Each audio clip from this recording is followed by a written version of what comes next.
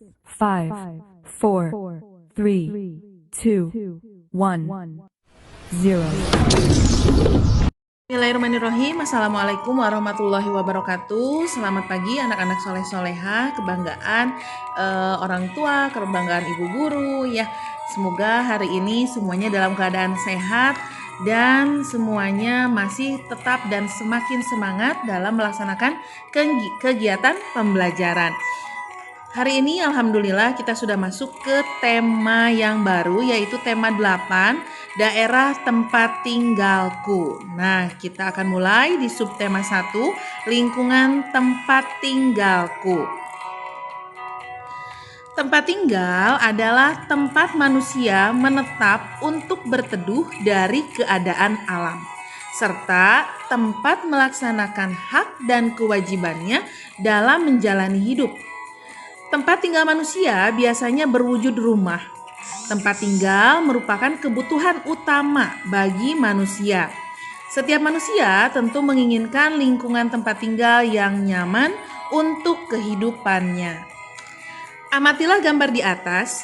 Gambar tersebut menunjukkan bagian dari lingkungan tempat tinggal. Lingkungan yang ditunjukkan berupa beberapa rumah yang di sekitarnya masih banyak pohon. Pada gambar juga terlihat hamparan sawah. Lingkungan tempat tinggal pada gambar lebih tepat dinamakan pedesaan. Nah, di mana lingkungan tempat tinggalmu? Bagaimana lingkungan tempat tinggalmu? Dan nyamankah kalian tinggal di lingkunganmu? Nah, itu bisa kalian jawab ya berdasarkan keadaan kalian di lingkungan rumahnya masing-masing. Kita akan masuk di pembelajaran 1. Di pembelajaran 1 ini kita akan belajar bahasa Indonesia dan juga IPA ya. Kita akan mulai. Bismillahirrahmanirrahim. Aku dan keluargaku berasal dari Jawa Barat. Terdapat banyak sekali tempat wisata, di antaranya Telaga Warna. Apa kamu pernah mendengar cerita asal mula Telaga Warna? Ayo kita cari tahu ceritanya. Nah, kita simak ya cerita dari asal mula Telaga Warna. Asal mula Telaga Warna. Dahulu kala di Jawa Barat ada raja dan permaisuri yang belum dikaruniai anak. Padahal mereka sudah bertahun-tahun menunggu. Akhirnya raja memutuskan untuk bertapa di hutan. Di hutan, raja terus berdoa kepada Yang Maha Kuasa. Raja meminta agar segera dikaruniai anak. Doa raja pun akhirnya terkabul. Permaisuri melahirkan seorang bayi perempuan. Raja dan permaisuri sangat bahagia. Seluruh rakyat juga bersuka cita menyambut kelahiran putri raja. Raja dan permaisuri sangat menyayangi putrinya. Mereka juga sangat memanjakannya. Segala keinginan putrinya dituruti. Tak terasa, putri raja telah tumbuh menjadi gadis yang cantik. Hari itu dia berulang tahun ke-17. Raja mengadakan pesta besar-besaran. Semua rakyat diundang ke pesta. Raja dan permaisuri telah menyiapkan hadiah istimewa berupa kalung. Kalung terbuat dari untayan permata berwarna-warni. Saat pesta berlangsung, raja menyerahkan kalung itu. Kalung ini hadiah dari kami. Lihat, indah sekali bukan? Kau pasti menyukainya, kata raja. Raja bersiap mengalungkan kalung itu ke leher putrinya. Sungguh di luar dugaan, putri menolak mengenakan kalung itu. Aku tak suka kalung ini, ayah, tolak putri dengan kasar. Raja dan permaisuri terkejut Kemudian Permaisuri berusaha membujuk putrinya dengan lembut. Permaisuri mendekat dan hendak memakaikan kalung itu ke leher putrinya. "Aku tidak mau, aku tidak suka kalung itu. Kalung itu jelek," teriak putri sambil menepis tangan Permaisuri. Tanpa sengaja kalung itu terjatuh. Permata-permatanya tercerai-berai di lantai. Permaisuri sangat sedih. Permaisuri terduduk dan menangis. Tangisan Permaisuri menyayat hati. Seluruh rakyat yang hadir turut menangis. Mereka sedih melihat tingkah laku putri yang mereka sayangi. Tidak disangka, air mata yang tumpah ke lantai berubah menjadi aliran air. Aliran air menghanyutkan permata-permata yang berserakan. Air tersebut mengalir keluar istana dan membentuk danau. Anehnya, air danau berwarna-warni seperti warna-warna permata kalung putri. Kini, danau itu dikenal dengan nama Telaga Warna. Nah, itu dia cerita dari asal mula Telaga Warna. Dari cerita tadi, ya, coba kita sudah mengetahui, mendapatkan informasi yang sangat menarik. Kita coba gali informasinya melalui pertanyaan yang sudah ada nih. Yang pertama, coba. Siapa tokoh yang terdapat dalam cerita tersebut? Ada siapa saja disebutkan semuanya. Ada putri, ada raja, dan ada permaisuri. Ada 3 ya. Yang kedua, di mana raja melakukan pertapaannya? Di hutan ya.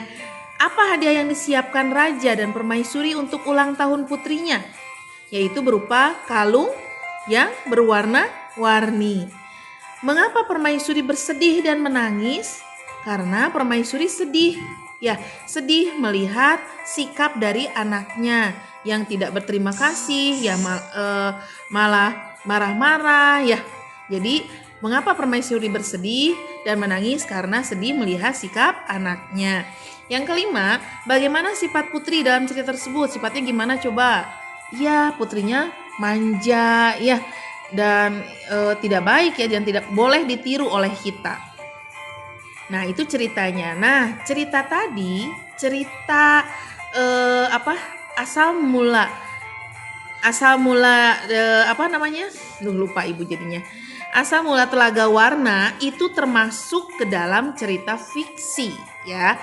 Cerita fiksi itu apa? Cerita fiksi adalah rekaan yang sengaja dibuat oleh pengarangnya. Cerita fiksi adalah cerita fiksi atau rekaan yang sengaja dikarang oleh pengarangnya. Cerita fiksi diolah berdasarkan pandangan, tafsiran, dan penilaian pengarang mengenai peristiwa-peristiwa baik yang pernah terjadi secara nyata maupun hanya dalam hayalan pengarang. Nah, cerita fiksi ini dinikmati pembaca sebagai sarana hiburan. Ciri-cirinya, coba ciri-ciri dari cerita fiksi itu seperti apa?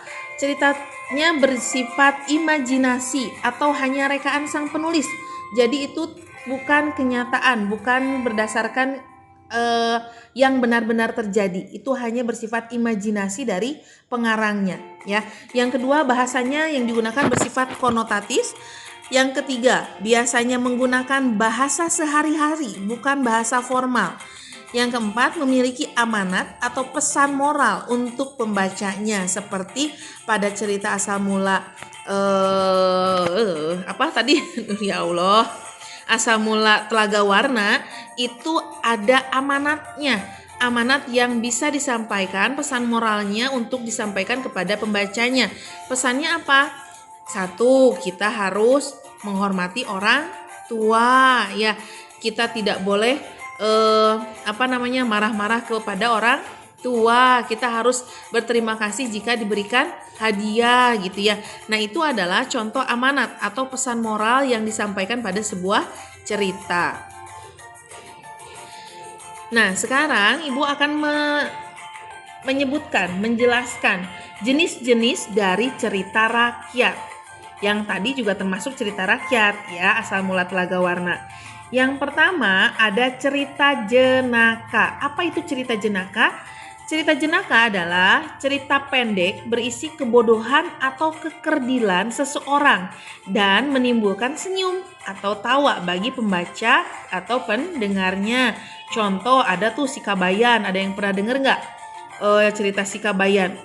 Nah itu kan tokoh dari Jawa Barat yang sangat lucu gitu ya, sangat polos, sangat tapi pinter gitu, orangnya pinter. Nanti bisa di searching deh, boleh nonton sama mama tanyain, mama pengen lihat dong cerita Si Kabayan ya, nanti silakan cari sama mama bareng-bareng, tidak boleh sendiri ya. Nah yang kedua ada mite. Mite itu adalah cerita berhubungan dengan kepercayaan suatu benda, peristiwa gaib, alam gaib, atau yang dipercayai mempunyai kekuatan gaib. Misalnya seperti cerita Putri Tunjung Bui dan Putri dari Bambu. Cerita ini menceritakan tentang dewa, tentang peri. Nah, yang berhubungan dengan dewa peri ya, ini berhubungannya mite ini adalah cerita yang berhubungan dengan kepercayaan suatu benda ya, gaib gitu. Yang ketiga ada fabel. Fabel ini adalah cerita dengan tokoh-tokoh binatang yang diceritakan hidup dan yang diceritakannya hidup kayak beneran, kayak kita hidup gitu ya. Ngobrol, ada kejadian apa gitu. Tapi yang tokohnya itu semuanya binatang. Nah, itu disebutnya jenis cerita fabel. Nah, contohnya ada cerita Kancil dan Buaya, ada Burung Bangau, banyak, itu banyak kita bisa searching ya, cerita-cerita fabel juga banyak sekali.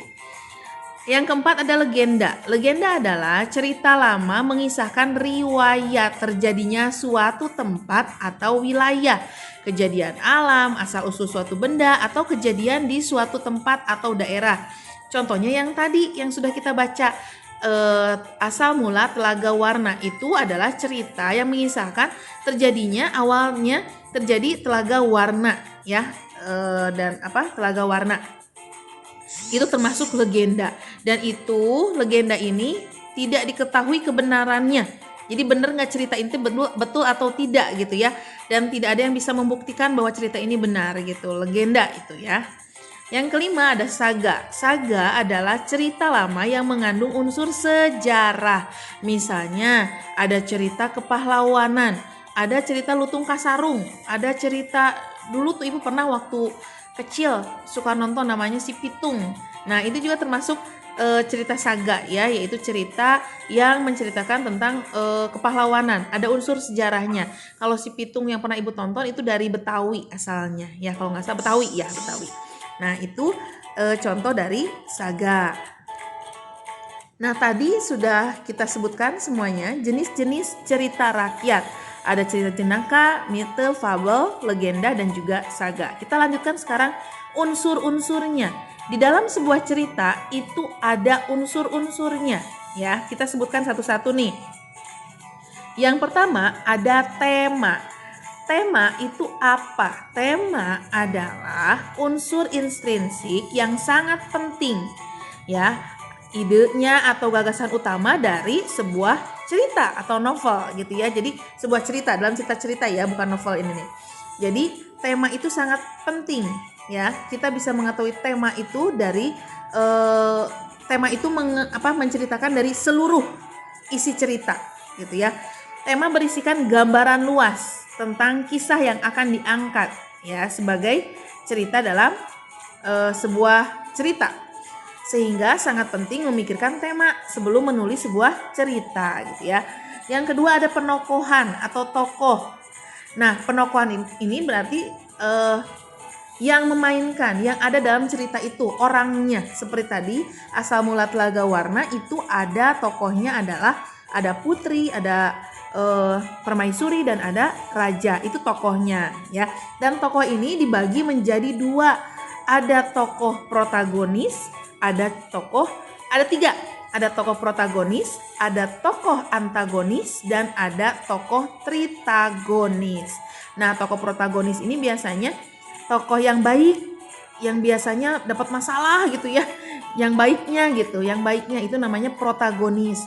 Kalau tokoh antagonis itu tokoh yang selalu bertolak belakang dengan tokoh protagonis, yang jahatnya gitu ya, gampangnya mah. Yang protagonis yang baiknya, yang antagonis yang jahatnya gitu. Tokoh ini digambarkan sebagai sosok yang tidak bersahabat dengan protagonis, selalu ada masalahnya itu dari antagonis. Dan yang ketiga ada tokoh tritagonis. Nah, tokoh tritagonis ini adalah yang menjadi penengah antara tokoh protagonis dan tokoh antagonis. Yang ketiga ada karakter atau watak. Tokoh dengan karakter itu tidak sama, ingat ya, tokoh dengan karakter itu tidak sama. Tokoh adalah orang yang memiliki posisi di dalam sebuah cerita, jadi orangnya ya. Sedangkan karakter adalah sifat dari tokoh itu sendiri. Jadi sifatnya, kalau tadi ada si putri, permaisuri dan raja, itu adalah tokohnya. Sedangkan karakternya seperti yang tadi disebutkan adalah sebentar ya, tadi ada yang ini dulu ya. Wataknya dari putri adalah manja gitu ya. Nah, yang keempat ada alur. Alur ini ada alur maju, ada alur mundur. Alur maju adalah alur peristiwa yang di dalamnya bergerak secara runtun dari awal sampai akhir gitu ya. Ceritanya dari awal dulu nih, terus bercerita sampai akhir gitu ya, rapih gitu. Biasanya alur ini digunakan pada novel biografi atau autobiografi. Sedangkan alur mundur itu adalah alur peristiwa yang di dalamnya bergerak loncat-loncat, awal akhir. Biasanya kalau misalnya ceritanya maju nih, terus ngebayangin dulu yang dulu, ya mundur lagi ceritanya, nanti maju lagi, terus ngebayangin lagi atau nyeritain lagi yang dulu waktu SD-nya gitu ya. Jadi ceritanya itu flashback ke belakang gitu, kayak membayangkan dan sebagainya. Nah, itu alurnya mundur seperti itu ya. Yang kelima ada latar. Latar atau setting biasanya ya adalah gambaran tempat waktu atau segala situasi di tempat terjadinya peristiwa. Latar ini erat hubungannya dengan tokoh atau pelaku dalam suatu peristiwa. Biasanya tempatnya di mana, terus waktunya kapan gitu ya, latar. Terakhir ada amanat, seperti yang tadi sudah dijelaskan. Amanat adalah pesan tertentu yang ingin disampaikan oleh pengarang melalui ceritanya. Amanat ini biasanya berisikan tentang kritik sosial, ajakan, protes, atau lain sebagainya gitu ya. Nah, itu adalah 6 unsur dalam sebuah cerita. Nah, di buku yang kuadra itu ada dongeng kelelawar yang pengecut di halaman 1 ya. Dongeng kelelawar yang pengecut halaman 1. Nah, kita baca coba ya. Ini silakan baca ceritanya tentang kelelawar yang pengecut. Kalau sudah dibaca, silakan kerjakan tugas yang pertama ada di halaman 2. Nomor 1 sampai 5. Dijawab berdasarkan cerita yang ini, kelelawar yang pengecut ya. Silahkan dikerjakan tugas yang pertama. Selanjutnya kita akan membahas tentang gaya dan gerak. Dalam aktivitas sehari-hari kita pasti pernah melakukan aktivitas seperti mendorong meja, membuka pintu, menendang bola, mengayuh sepeda, dan masih banyak yang lainnya. Tanpa kita sadari, semua aktivitas tersebut berhubungan dengan gaya dan gerak. Nah, coba, jadi apa nih gaya dan gerak ini ya? Gaya adalah suatu kekuatan yang mengakibatkan benda yang dikenainya dapat mengalami gerak, perubahan kedudukan, atau perubahan bentuk. Ya, jadi gaya itu kekuatan yang dapat mengakibatkan benda itu bergerak. Ya, itu gaya. Gaya juga dapat diartikan sebagai tarikan atau dorongan yang dapat memengaruhi keadaan suatu benda ya, itu gaya. Jadi tarikan atau dorongan. Nah, kekuatannya yang bisa menyebabkan benda bergerak. Nah, ini apa perbedaannya antara gerak dengan gaya? Kalau tadi gaya itu sudah dijelaskan, tarikannya atau dorongannya ya, kekuatannya yang bisa menyebabkan benda itu bergerak. Sedangkan gerak itu perpindahan bendanya. Benda itu bergerak ke depan, bergerak ke samping gitu ya. Itu bergerak perpindahannya. Perpindahan benda yang disebabkan karena adanya gaya.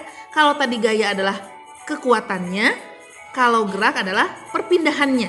Ya, gitu. Benda tidak akan dapat bergerak jika tidak ada gaya. Iya, kalau kita ada meja terus kita tidak dorong ya tidak akan bergerak. Ya, makanya itu disebut gaya. Gaya itu adalah kekuatannya, tarikannya, dorongannya. Itu adalah gaya. Pindah ke depan, pindah ke samping, pindah ke belakang itu geraknya gitu ya, perpindahan bendanya.